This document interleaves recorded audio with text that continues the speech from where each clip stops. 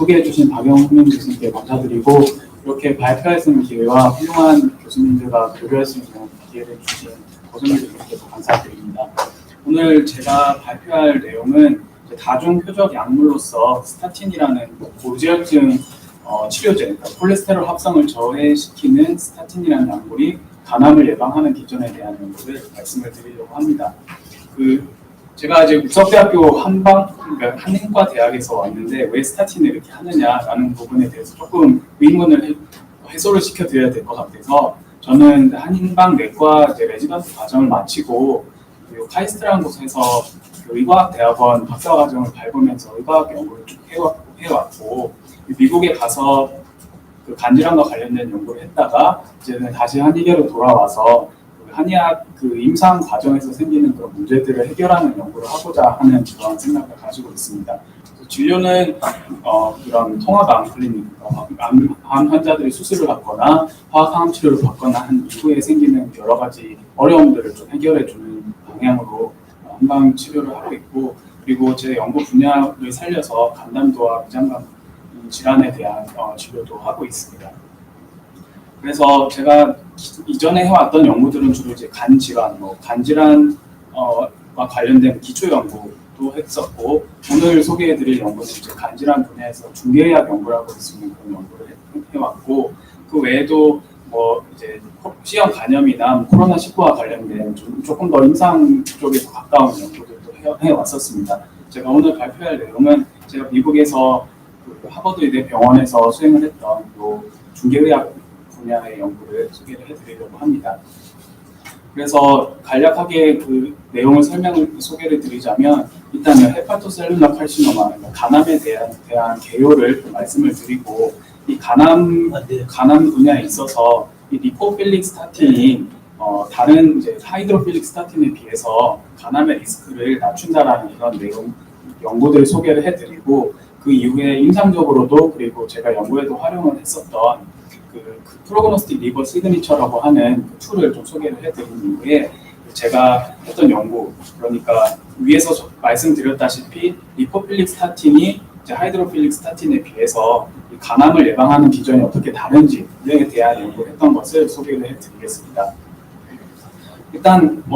간암은 아시는 분들도 많겠지만 처음에는 지방간으로 시작해서 이게 지방 감염, 그리고 간 섬유와 간 경변을 통해서 이제 간암으로 진행이 되는 식으로 발생을 하는데, 간암은 발생률이 그렇게 높다고 할 수는 없지만 생존율이 굉장히 낮고, 그리고 간암이 발생하는 연령층이 50대 전후로 해서 그 간암이 발생한 환자들이 사망을 했을 경우에 이제 사회적으로도 좀 사회 경제적인 좀 손실이 많이 발생하는 그런 특징을 가지는 암종이라고 할 수 있습니다. 그래서 이 리포필릭 스타틴이라는 것이 이제 간암의 리스크를 낮춘다는 그런 연구 내용을 말씀드리고자 합니다.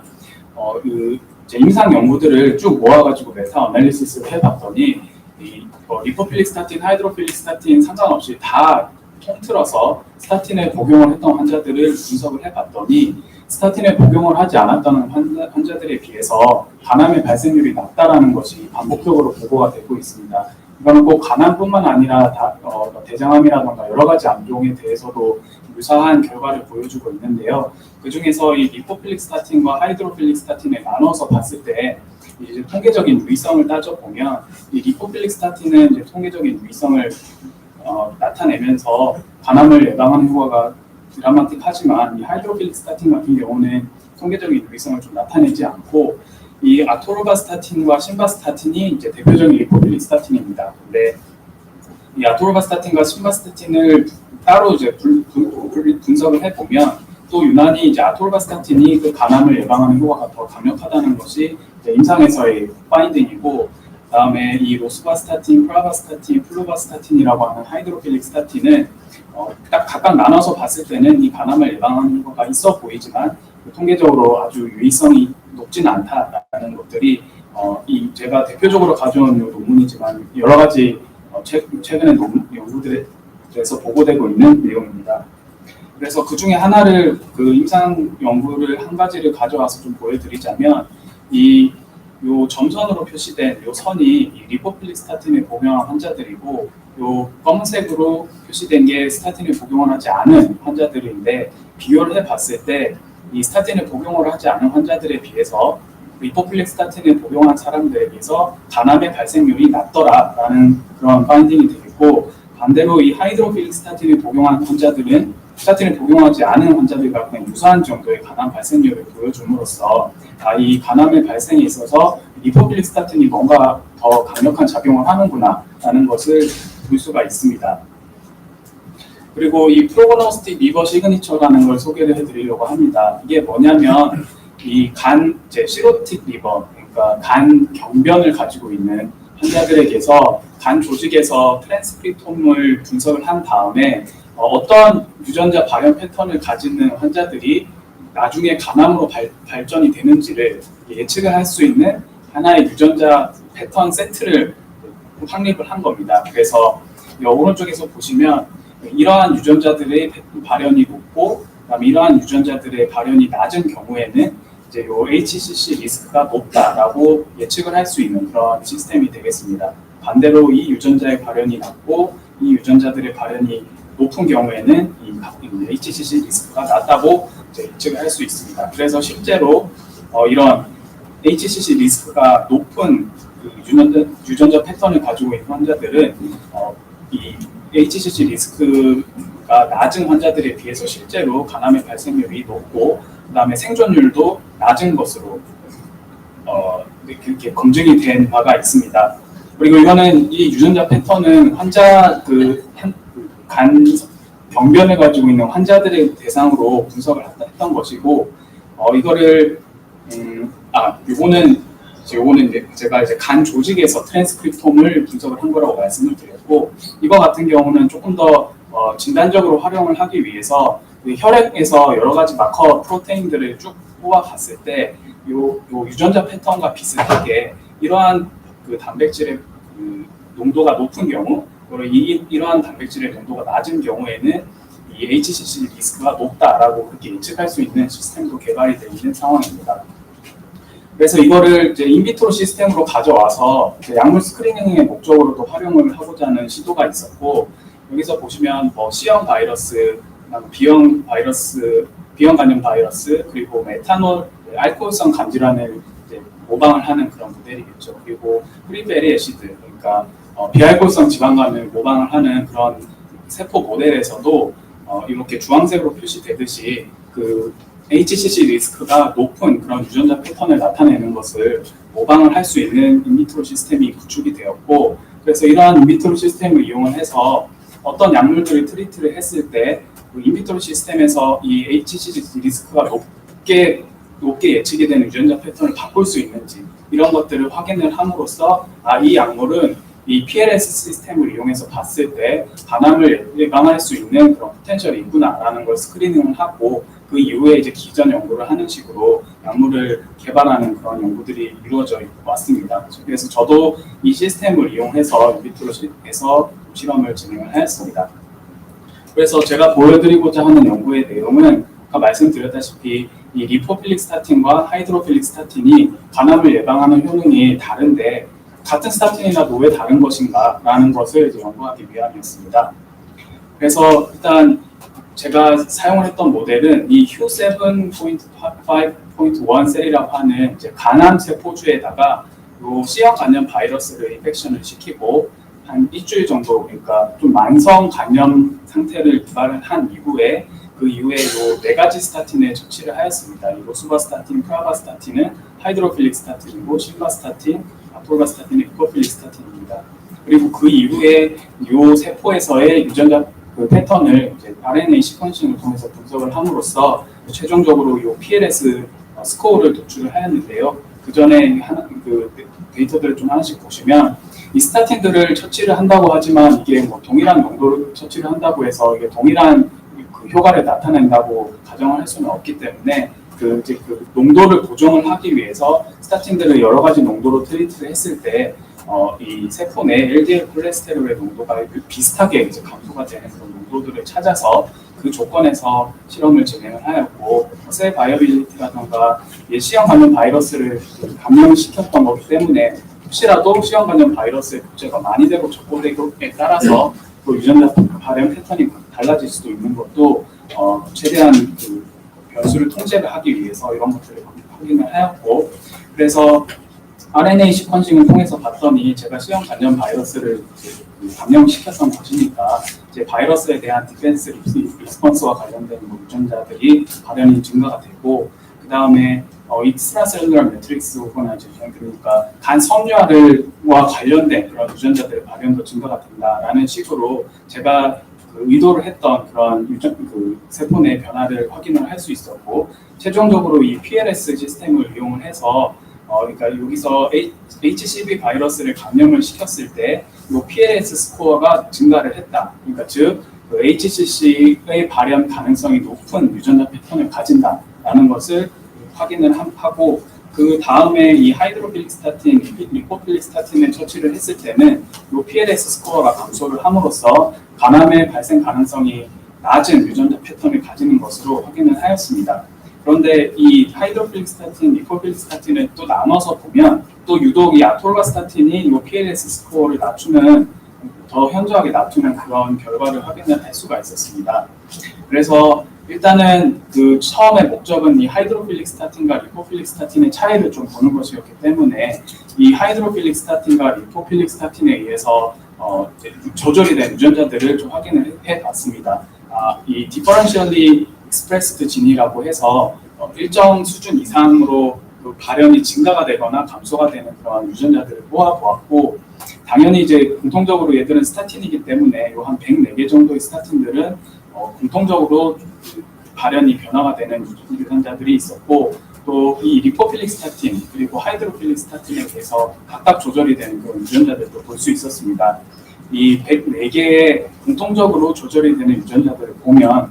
당연히 예측할 수 있다시피 이 콜레스테롤 그 바이오 신테시스와 관련된 그런 유전자들의 발현이 공통적으로 조절이 됐었고, 제가 보고자 했던 이 리포필릭 스타틴에 의해서만 조절이 되는 유전자들을 이렇게 패널 D에서 볼 수 있었는데, 여기서도 그 PLS 스코어와 비슷한 결과로서 이 심바스타틴, 아톨바스타틴 쪽에서 이렇게 좀 더 파랗게 보이는 것과 이렇게 빨갛게 보이는 유전자들이 있지만, 그 중에서도 이제 아톨바스타틴에 의해서 좀 더 강하게 조절이 되는 유전자들이 있는 것을 볼 수 있었고, 이 아톨바스타틴에 의해서 강하게 조절이 되는 이런 유전자들을 봤더니 ROS와 관련된 그런 유전자들이라던가 아니면 세포 셀 디퍼런시에이션 혹은 콜라겐 파이버 오거나이제이션과 관련된 그런 유전자들의 발현이 조절이 되는 것을 볼 수 있었습니다. 그래서 이러한 유전자, 조절이 된 유전자들을 놓고 보면은 저는 이제 이 얍이라는 프로테인에 좀 주목을 하게 되었는데요. 이 얍이라는 프로테인은 이게 세포질에 있다가 세포 내로 들어가면서 하나의 트랜스크립션 팩터로 작용을 함으로써 CTGF, CYR61이라고 하는 파이브로시스나 칼시노제네시스와 관련된 유전자들의 발현을 시작을 시키는 그런 트랜스크립션 팩터로 작용을 하는데, 이 얍이라는 프로테인은 이제 인산화가 되게 되면 이제 사이토졸 내에서 디그라데이션이 되거나 아니면 디그라데이션이 되지 않더라도 핵내로 들어가지 못하게 처리가 됩니다. 그런데 이게 왜 이제 이 스타틴과 연관을 가지냐 하면, 이 얍이라는 프로테인이 인산화가 되는 과정에 이 메발로네이트 패스웨이의 대사 산물이 작용을 하고 있습니다. 그래서 이 메발로네이트 패스웨이의 대사 산물이 제라닐 BP라는 것이 이 F-액틴의 그 형성에 관여함으로써 이 세포 골격이 형성이 되면, 그러니까 세포가 딱딱해지게 되면 이 얍이라는 프로테인이 인산화가 되는 것을 막게 됩니다. 그러니까 이 얍 패스웨이가 활성화가 되는데, 이 스타틴이 이 메발로네이트 패스웨이의 이 효소, 그러니까 HMG-CoA 리더페이즈를 억제를 함으로써 이 GGPP가 부족해지고, 그럼으로써 이렇게 얍이라는 프로테인이 활성화되는 것을 막을 수 있는 쪽으로 스타틴이 작용을 합니다. 그래서 이 얍과 관련된 그런 유전자들을 쭉 뽑아서 봤더니 이렇게 조절이 되는 그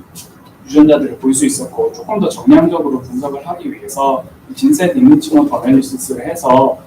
이 각각의 스타틴에 대해서 이 얍과 관련된 유전자들이 어떻게 변화가 되는지를 확인했을 때 공통적으로 이 네 가지 스타틴들은 약 패스웨이와 관련된 유전자들의 발현을 감소하는 것을 확인을 할 수 있었습니다. 또 그 위에는 이 아토르바스타틴이 이 얍이라는 프로테인을 이제 분산화를 시킨다. 그리고 여기서 잘 보이진 않겠지만 이 얍이라는 프로테인이 핵 내로 들어가거나 이제 세포질 내에 존재를 하거나 이렇게 변화가 되는데, 컨트롤에서는 이 세포 핵에 굉장히 밀집되어 있는 얍 프로테인을 볼 수 있는 반면에 아토르바스타틴이 처치가 됐을 때는 좀 더 그 세포질 내로 퍼져나가는 식의 그런 패턴을 보여주는 것을 확인할 수 있었고, 최종적으로 이 스타틴을 처치를 하면 필연적으로 감소가 되는 이 GGPP를 보충을 해주면 이 CTGF, CYR61의 발현이 이 아토르바스타틴에 의해서 감소가 되는 것을 이 GGPP가 보상을 해주는 것으로서 확인함으로써 이 스타틴이 얍이라는 패스웨이를 억제를 하고 이것이 간 섬유화와 간암을 억제할 수 있는 그런 기전을 가진다는 것을 확인을 하였습니다. 그런데 처음에 시작은 이제 리포필리스타틴의 왜 다른 것인지를 보기 위함이었지만, 이게 PLS 스코어를 봤을 때는 유독 이 아토르바스타틴이 뭔가 다른 작용을 하는 것을 보고, 그러면 이 아토르바스타틴이 뭔가 좀 다른 것인가라는 것을 보기 위해서 리포필리스타틴, 하이드로필리스타틴을 나눠서 보지 않고 이제 네 가지 스타틴을 다 나눠서 유독 이제 아토르바스타틴에 의해서만 조절이 되는 유전자들을 좀 확인을 해봤습니다. 그래서 이 C와 D에서 볼 수 있듯이 이 제일 끝에 아토르바스타틴에 의해서 발현이 증가가 되거나 혹은 발현이 감소가 되는 그런 유전자들이 존재를 한다는 것을 알 수 있었습니다. 그럼 이 시점에서 저는 이제 왜 이런 현상이 나타나는 것인가를 알고 싶었고, 저는 이 스타틴이 꼭 그 HMG 코에이 리더페이즈의 이니비터로서만 작용을 하는 것이 아니라 다른 타겟도 있을 것이다. 그리고 그러면 어떤 타겟에 작용을 함으로써 아토르바스타틴이 좀 다른 작용을 나타내는 것인지를 찾기 위해서 이 네 가지 스타틴들이 어떤 다른 타겟에 작용을 할 수 있는지에 대한 논문들을 쭉 찾아봤습니다. 그 중에서 저는 이 레티노이드 X 리셉터 알파에 주목을 하게 되었는데요. 이 RXR 알파에 아토르바스타틴이 유독 타겟으로 작용을 한다는 걸 볼 수 있었는데, 이 RXR 알파는 이제 하나의 뉴클리어 리셉터로서 원래는 이제 세포질 내에 존재를 하다가 라이간드가 바인딩을 하게 되면 이제 핵 내로 들어가서 이것 또한 이제 하나의 트랜스크립션 팩터로 작용을 하게 되는데, 이게 N터미널 쪽이 비정상적으로 잘리게 되면 이게 더 이상 뉴클리어 리셉터로서 작용을 하지 않고 이 세포질 내에 비정상적으로 존재를 하게 되면서 이 PI3 카이네즈 AKT 패스웨이나 NF-kappa-B 패스웨이 혹은 에이파토시스와 관련된 패스웨이에 작용을 함으로써 이제 칼시노제네시스를 촉진하는 쪽으로 작용을 한다는 게 알려졌었고, 이런 이 비정상적으로 잘린 RXR 알파, 그러니까 트렁케이티드 RXR 알파가 하나의 암 치료에 대한 타겟이 될 수 있다는 그런 연구들이 있었습니다. 그래서 저는 이 아토르바스타틴도 마찬가지로 이런 AKT 패스웨이를 억제를 하는 기전을 가질 수 있을 거라고 생각을 했고, 그래서 확인을 해봤더니 이 네 가지 스타틴을 처치를 하고 AKT의 포스포릴레이션, 그러니까 AKT의 활성화를 확인을 해봤더니 아토르바스타틴에 의해서 이렇게 현저하게 감소가 되는 AKT의 인산화를 확인을 할 수 있었고, 이 신바스타틴, 로스바스타틴, 프라바스타틴 같은 경우는 그게 현저하지 않았지만 이 RXR 알파를 siRNA를 통해서 아예 없애줘 버리게 되면 아토르바스타틴에 의한 AKT 인산화가 더 이상 나타나지 않는 것을 확인을 함으로써 이 아토르바스타틴이 다른 스타틴들과는 다르게 이 RXR 알파를 매개로 해서 AKT의 활성화를 억제하는 기전을 추가적으로 가지고 있구나라는 것을 확인을 할 수 있었습니다. 그래서 그 다음으로 제가 가졌던 질문은, 그러면 제가 이번에 세포 인비트로 수준에서만 확인을 했던 거기 때문에 이제 환자들에게서는 혹시 이러한 파인딩을 확인을 할 수 있을까라는 질문이 있었고, 그래서 이 아토르바스타틴을 복용한 환자들에게서 이 PLS 스코어가 정말 감소가 돼 있는지를 확인을 하고 싶었습니다. 그런데 원래 제가 사용했던 모델은 이 HCV 인펙션 모델이었기 때문에 이제 시험 관련 환자들이 아토르바스타틴을 복용을 하면 PLS 스코어가 감소가 될까라는 것을 확인을 하고 싶었는데, 아무래도 이 스타틴을 복용하는 시험 관련 환자를 찾기가 어려웠고, 대신에 저는 이제 NAFLD, 그러니까 비알코올성 지방간질환 환자에 주목을 하게 됐습니다. 왜냐하면 비알코올성 지방간질환을 가지고 있는 환자들은 대부분이 이제 대사적인 좀 문제를 가지고 있고 많은 경우에서 스타틴을 복용을 하고 있기 때문에 만약에 이 비알코올성 지방간질환을 가지고 있는 환자들이 스타틴을 복용을 하는 경우에 이 PLS 스코어가 낮아진다. 즉 간암의 발생률이 낮아진다는 것을 확인하면 의미 있는 결과라고 생각을 하였습니다. 시간 관계상 이건 조금 스킵을 하려고 하는데요. 제가 인비트로 모델, 그러니까 HCV 인펙션 모델에서 PLS 스코어가 스타틴들에 의해서 변화가 된다는 것을 이제 NAFLD 모델에서도 유사하게 나타난다는 것을 확인하기 위한 실험이었고, 이 환자 데이터를 이제 보면은 그 비알코올성 지방간 질환 환자들을 쭉 모아서 이 PLS 스코어를 봤더니 정상적인 환자들에 비해서 이제 지방간, 그 다음에 더 진행돼서 지방간염, 지방간염에서 섬유화의 수준이 점점 증가하면 할수록 이 PLS 스코어가 증가가 된다는 것을 예측 가능한 결과지만 확인을 할 수 있었고, 이러한 환자들에게서 아토르바스타틴을 복용을 했을 때 이 PLS 스코어가 좀 변화가 생기는지를 확인을 해봤더니 이러한 스테아토시스, 단순 지방간을 가지고 있거나 이제 초기 단계의 그 지방간염, 섬유화를 가지고 있는 환자에게서는 특이한 그 결과를 볼 수 없었지만 이 지방간 그 내시 F2, 그러니까 지방간염을 가지고 있으면서 2 그레이드의 섬유화를 가지고 있는 환자에게서는 아토르바스타틴을 복용을 했을 때 이 PLS 스코어가 감소를 하는 그런 결과를 확인을 할 수 있었습니다. 물론 이게 N수가 적어서 논문화가 되긴 어려웠고 프리리미너리한 데이터기는 하지만 이러한 결과를 볼 수 있었고, 이러한 환자들에게서 그 간 조직 내 유전자 발현 패턴을 좀 확인을 해봤더니 요 스타틴을 복용을 하지 않은 환자들에 비해서 아토르바스타틴을 복용을 했을 때 이렇게 파랗게 표시가 되는 유전자들이 대부분 이제 콜라겐 1A1 이런 식으로 간 섬유와 관련된 유전자들의 발현이 아토르바스타틴을 복용을 한 환자들에게서는 감소가 돼 있다는 것을 확인을 함으로써 비알코올성 지방간 질환 환자가 아토르바스타틴을 복용을 했을 때 이 간암이 발생될 가능성이 낮아지고 추가적으로 이 간 섬유화와 관련된 그 유전자 발현도 낮아진다는 것을 확인을 할 수 있었습니다. 그리고 아까 제가 보여드렸던 그림 중에 다른 하나는 아토르바스타틴에 의해서 증가되는 이 메탈로사이오나인이 시스테인이 좀 풍부한 프로테인이라서 이제 ROS, 그러니까 프리 라디칼을 없애기도 하고, 그다음에 이런 중금속들과 이렇게 바인딩을 하는 그런 특성을 가지고 있어서 아연과 같은 아연에도 바인딩을 하고, 이것이 이제 세포 내에 있는 아연의 하나의 리저버로서 작용을 할 수가 있습니다. 그래서 이 메탈로사이오네인의 발현을 좀 조사를 해보면 이 간암을 가지고 있는 환자들의 간에서 메탈로사이오네인의 그런 발현들이 감소가 돼 있고, 여러 가지 기능들을 분석을 해봤을 때도 이 헤파틱 칼시노제네시스를 억제를 하는 그런 기능을 가지고 있다고 합니다. 그리고 간암뿐만 아니라 이제 만성 간 질환을 가지고 있는 환자들의 간에서도 이 메탈로사이오네인이라는 것의 발현이 감소가 돼 있다는 것이 보고가 돼 있고, 그리고 아연이 아까 말씀드렸다시피 메탈로사이오네인에 의해서 세포 내에 좀 충분히 존재를 할 수 있게 되는데, 이 아연이 부족해지게 되면 전신적으로 작용을 하기도 하지만 이 만성 간질환의 그런 만성 간질환은 오히려 악화시키는 쪽으로 작용을 한다고 알려져 있고, 그래서 아연을 보충해 주게 되면 이 만성 간질환 환자들에게서 유익한 작용을 한다고 알려져 있습니다. 그래서 만성 간질환을 가지고 있는 환자들에게 아연을 보충을 해주게 되면 그렇지 않은 그룹에 비해서 간암의 발생률이 이렇게 낮아지고 이제 환자들의 혈중에서 아연의 농도가 이렇게 높은 경우, 점성과 같은 경우에는 또 마찬가지로 간암의 발생률이 낮아진다는 것을 보여주고 있습니다. 그래서 제가 실험을 했을 때 이제 간암